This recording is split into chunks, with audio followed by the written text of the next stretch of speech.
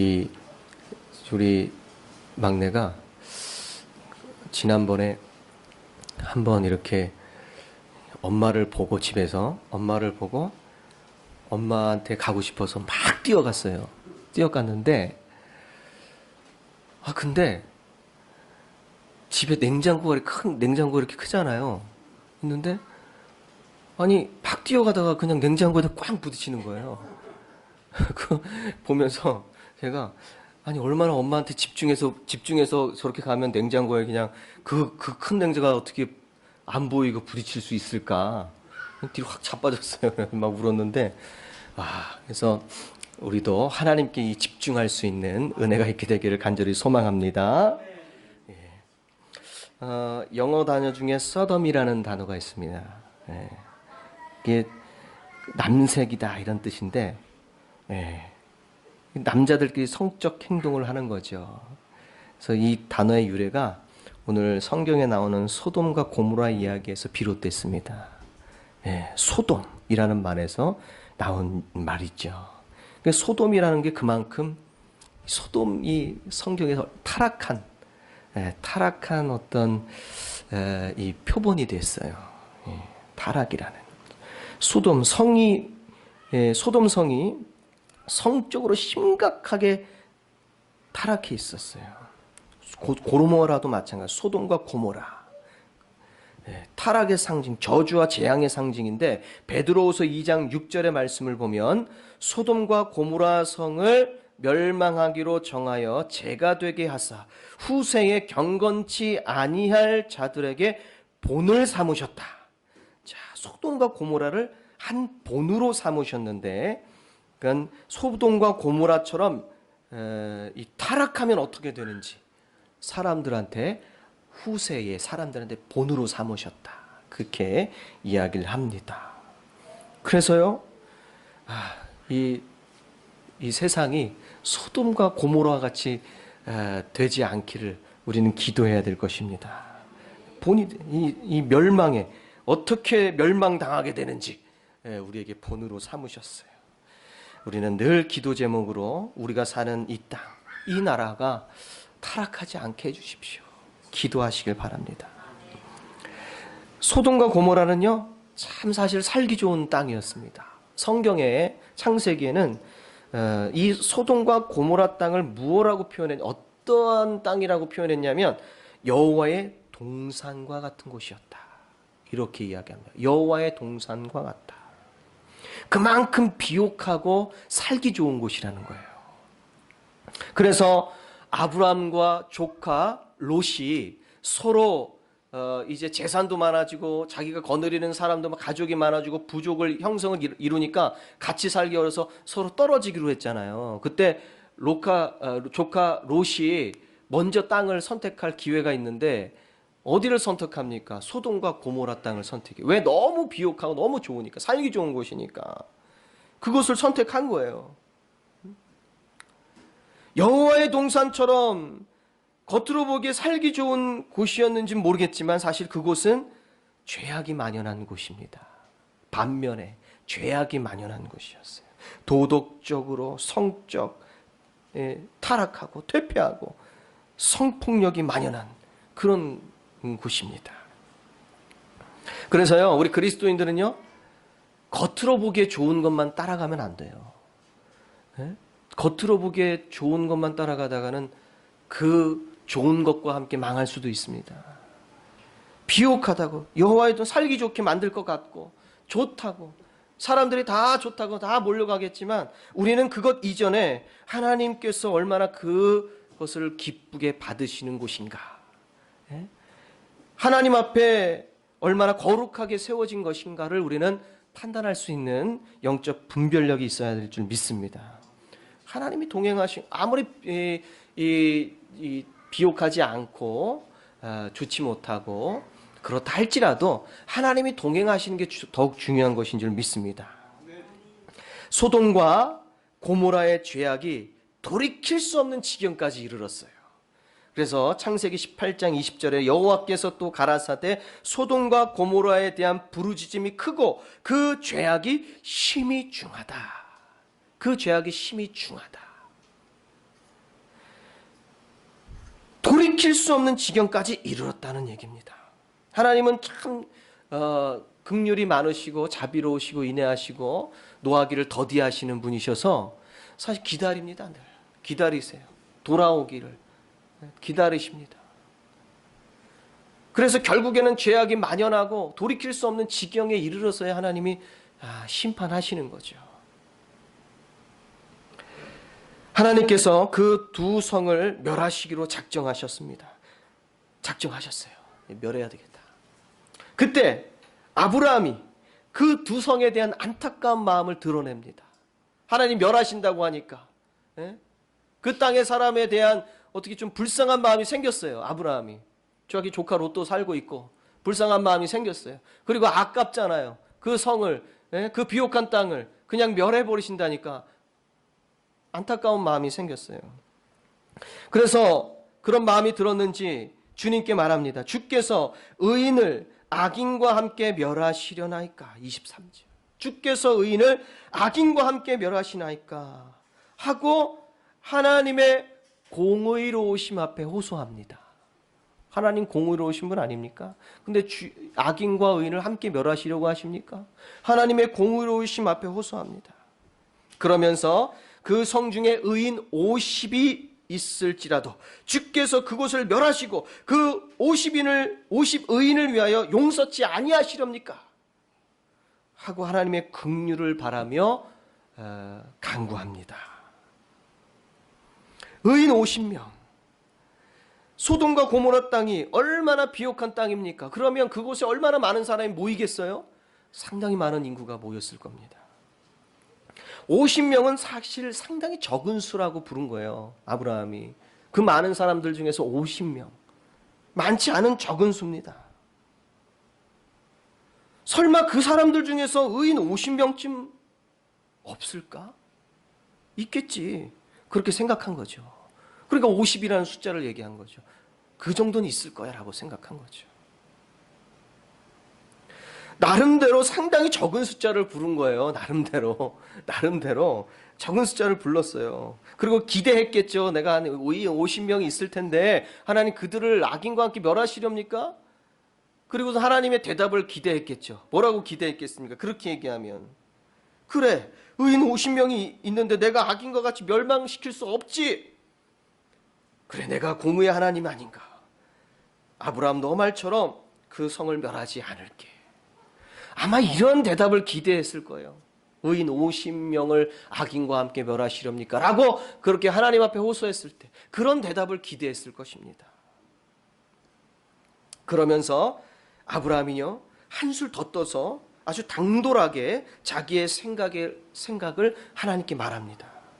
25절에 보면 주께서 이같이 하사 의인을 악인과 함께 죽이심을 불가하오며, 이제는 의인과 악인을 함께 죽이시렵니까? 라는 정도에서 끝이는 것이 아니라 그의 기도가, 그의 호소가 이제는 조금 더 당돌해집니다. 주께서 이같이 하사 의인을 악인과 함께 죽이심은 불가합니다. 불가합니다. 언어가 세졌죠. 그죠? 하나님 앞에. 불가합니다. 의인과 악인을 균등하게 하심도 불가합니다. 세상을 심판하시는 이가 공의를 행하실 것이 아니니까. 많이 들어보면요, 좋은 얘기 같지만 하나님을 책망하는 얘기예요. 지금 하나님 공의의 하나님이시라면서 공의를 행하셔야지 어찌 이렇게 하십니까? 이렇게 얘기하는 거예요. 좀 심하다 싶을 정도로 당돌해졌죠. 이 정도 얘기했으면 내 말 앞에서 하나님도 수긍하시겠지. 이 정도 내가 얘기했으면 하나님도 내 말에 수긍하시겠지. 지금 하나님을 자기 말에 굴복시키려는 거예요. 네? 불가합니다. 뭐가 불가합니까? 불가합니다. 네? 세상을 심판하시는 분이 아니 공의를 행하셔야 될 거 아닙니까? 완전히 이런 뉘앙스예요. 근데 자기의 기대와는 전혀 다르게 말씀합니다. 자기의 말에 수긍하시고 말씀하실 줄 알았는데 26절에 보니까 내가 만일 소돔 성읍 가운데서 의인 50명을 찾으면 그들을 위하여 온 지역을 용서하리라. 찾으면 의인 50을 내가 찾는다면, 그래, 내가 의인 50 찾으면 멸망시키지 않을게. 이게 무슨 얘기입니까? 의인 50 없다는 얘기죠. 의인, 그래 얘기 듣고 이런 뉘앙스예요. 아, 그래 의인 50명 그래 한번 찾아볼게. 찾으면 내가 용서할게. 없다는 얘기죠. 아브라함도 하나님의 말씀 가운데 그 뜻을 깨달았는지 그 숫자를 어떻게 합니까? 조금씩 깎아가요. 조금씩 깎아갑니다. 깎아가요. 아, 그러면 50에서 5인 부족한 45명이 있으면 어쩌하시겠습니까? 하나님께서 그래, 그것도 들어줄게. 그런데 없을걸? 이런 느낌으로 말씀하시는 거예요. 있으면 멸하지 않을게. 그럼 40명 있으면 어쩌겠습니까? 그래, 들어줄게. 그런데 없을걸? 있다면 용서해 주지 내가. 그럼 30명, 그럼 20명, 그럼 10명. 아브라함은 숫자를 계속 줄여갑니다. 그가 처음 하나님께 호소했던 그 당당함은 어디 갔는지 사라지고 점점 자신 없는 목소리로 그 숫자를 줄여가며 점점 자신감을 잃어갑니다. 아브라함이 그 두 도성을 긍휼히 여겨서 하나님 앞에 간구하는 것은 참 가상합니다.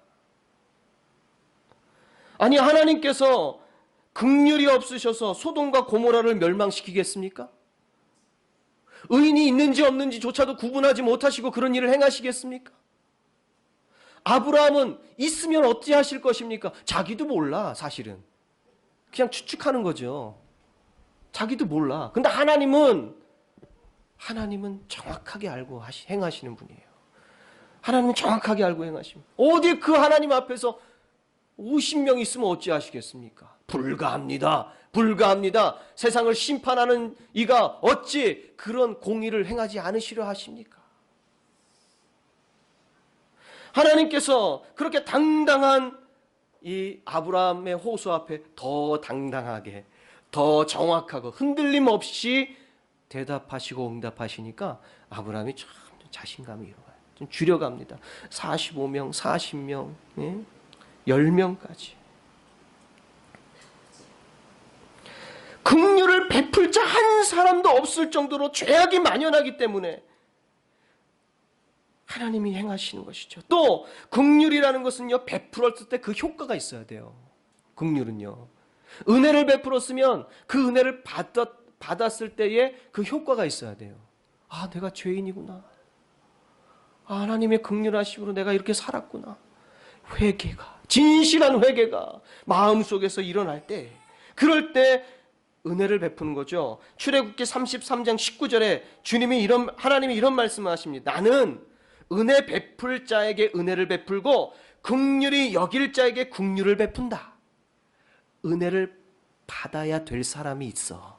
그런 사람한테 난 은혜를 주는 거야. 긍휼을 받아야 될 만한 사람이 있어. 그런 사람에게 나는 긍휼을 베푸는 거야. 그럴 만한 사람들에게. 줘도, 은혜도, 긍휼을 베풀어도 그것을 하나님의 은혜와 긍휼로 받아들이지 못하는 사람들에게는 하나님이 베풀지 못하시는 거죠. 안 하시는 거죠. 효과가 있을 때.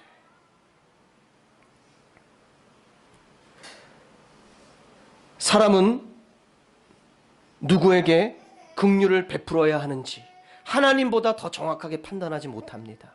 믿는 도께 발등 지킨다는 말이 괜히 나오겠습니까? 10길 물속은 알아도 한 길 사람 속은 몰라요. 사람의 마음을 알기가 어려워요. 사람이 그래요. 판단하기 어려워. 하나님은 항상 성경에 말씀하시길 사람의 중심을 보신다 그랬어요. 중심을. 정확하게 보시는 하나님은 정확하게. 아브라함의 경우가 이런 경우죠.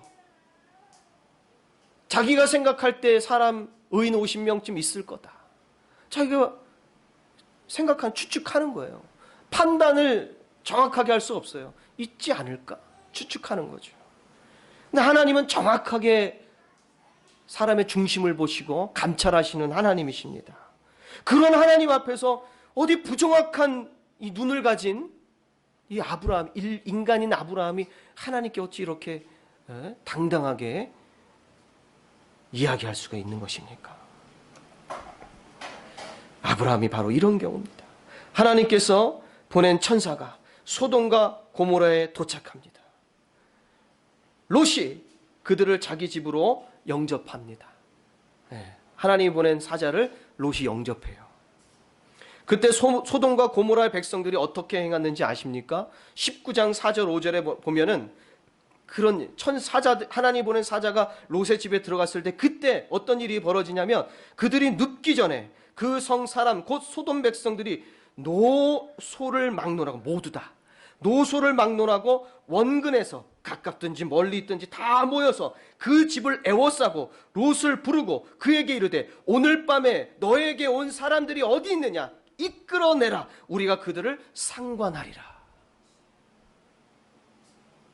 노소를 막론하고 원근에서 다 모여가지고 이거는 완전히 모두가 다 타락했다는 얘기죠.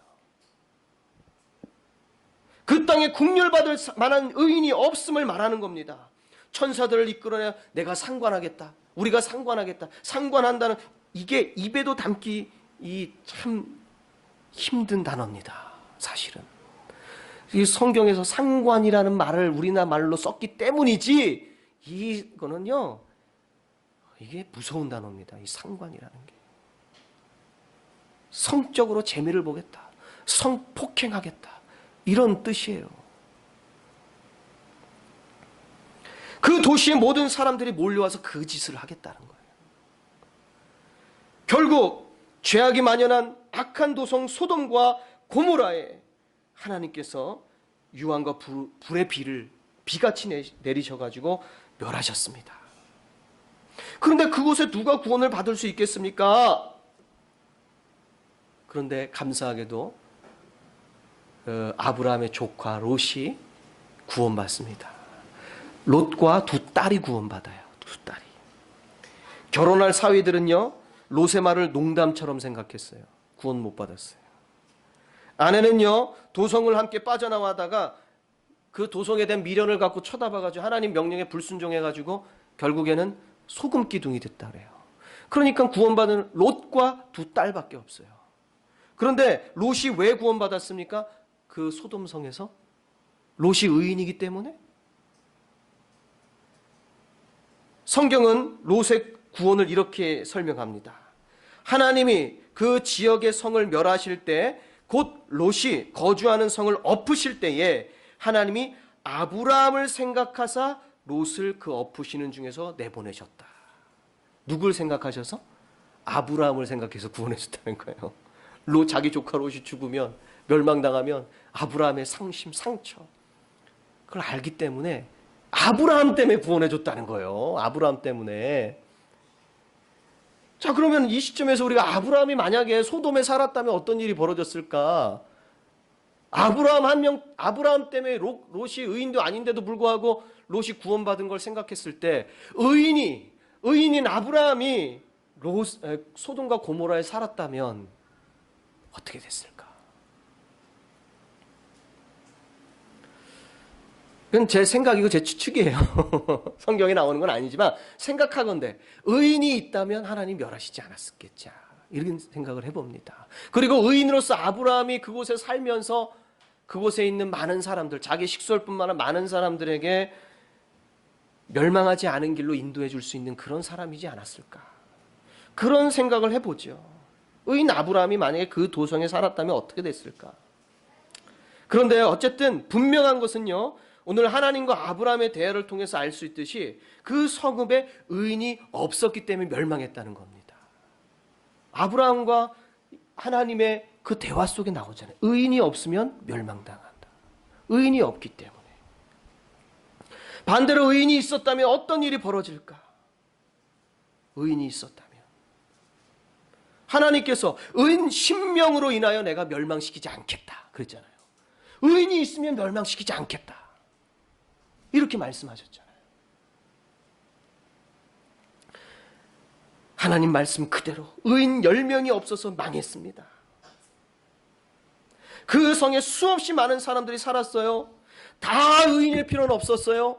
그 수없이 많은 사람이 다 의인일 필요는 없었어요. 10명만 있었어도 10명만 있었어도 안타까운 일이죠. 다만 10명인데 하나님 반드시 약속 지키시는 분인데 의인 딱 10명. 너무 안타깝죠. 이 말씀이 우리의 상황, 우리의 교회와 또 우리의 지역과 이 민족에 적용이 됩니다. 우리 교회가 망하지 않으면 의인이 있어야 돼요. 전부는 아니어도 의인은 있어야 돼요. 우리 지역이 망하지 않으려면 의인이 있어야 합니다. 비록 전부는 아닐지라도 우리에게 의인이 있어야 합니다. 이 민족이 망하지 않으려면 의인이 있어야 합니다. 모두는 아니어도 의인이 있어야 돼요. 의인 한 사람의 능력이 대단합니다. 의인 한 사람의 능력이 대단해요. 야고보서 5장 16절에 보면요. 그러므로 너희 죄를 서로 고백하여 병이 낫기를 위하여 서로 기도하라. 의인의 간구는 역사하는 힘이 크다. 의인의 간구는 역사하는 힘이 크다. 우리 무리 가운데 의인이 있어서 그 의인이 함께 중보하고 기도하는 그 역사가 크다. 베드로전서 3장 12절에도 주의 눈은 의인을 향해 있다. 주의 눈은 의인을 바라고 의인을 향해 있다. 그의 귀는 주님의 귀는 의인의 간구에 귀 기울이고 계신다. 주의 얼굴은 악행하는 자들을 대하시느니라 하사 악행하는 자들을 대하시느니라.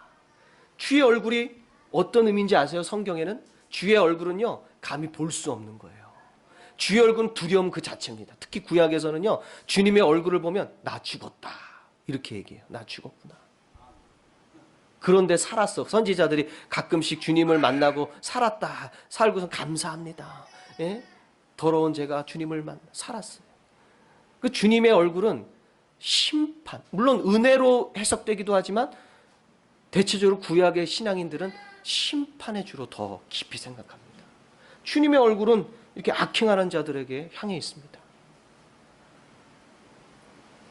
그러나 주님의 눈과 귀는 항상 의인을 향하고 또 의인의 간구하는 소리를 들으시는 하나님이시라는 거죠. 의인 한 사람의 기도의 힘이 이렇게 큽니다. 우리 모두가 다 의인이 돼서 기도한다면 어떤 일이 일어나겠습니까? 놀라운 일이죠. 우리가 다 우리 베다니 교회 성도 의인이 돼가지고 이 지역을 위해서 이 민족을 위해서 기도하고 있으면 하나님이 얼마나 기뻐하시고 우리를 지켜주시겠습니까? 제가 때로는 그런 생각, 나 같은 한 사람이 기도한들 무슨 효과가 있을까? 이 민족을 위해서 기도한들 무슨 효과가 있고 이 지역을 위해서 기도한들 나 같은 한 사람이 기도해서 뭐? 그런데 그렇지 않습니다. 먼저 내가 하나님 앞에 정말 하나님이 들으시는 기도를 할 수 있는 의인으로 서야 되겠죠. 그리고 한 사람이라 할지라도 의인의 간구하는 역사의 힘이 크다라는 하나님 말씀을 기억하십시오. 그래 기도하세요. 하나님은 들으십니다. 하나님 우리 교회를 살리시고 또 우리 지역을 살리시고 우리 민족을 불쌍히 여기시고 살리십시오. 기도하면 하나님께서 들으신다고 했습니다. 다른 사람이 의인인지 아닌지 구별하기 어려워요. 저 사람이 의인일까 악인일까, 저 사람의 마음이 선할까 악할까, 내가 상대방을 판단하기가 어렵습니다. 어려워요. 그런데 다른 사람 평가하는 건 자칫 잘못된 평가를 내릴 수 있어요. 평가할 필요 없어요. 중요한 것은 내가 나를 어떻게 생각하고 평가하는가 더 중요합니다. 내가 나 자신을 내가 나 자신을 볼 때에 우리 교회와 지역과 민족을 살리기 위해서 하나님께 쓰임받을 수 있는 그런 사람인가? 나 자신을 평가하는 게 중요합니다. 다른 사람 평가하는 게 중요한 게 아니라 나 스스로를 평가해야 돼요. 나 스스로를 반성해야 합니다.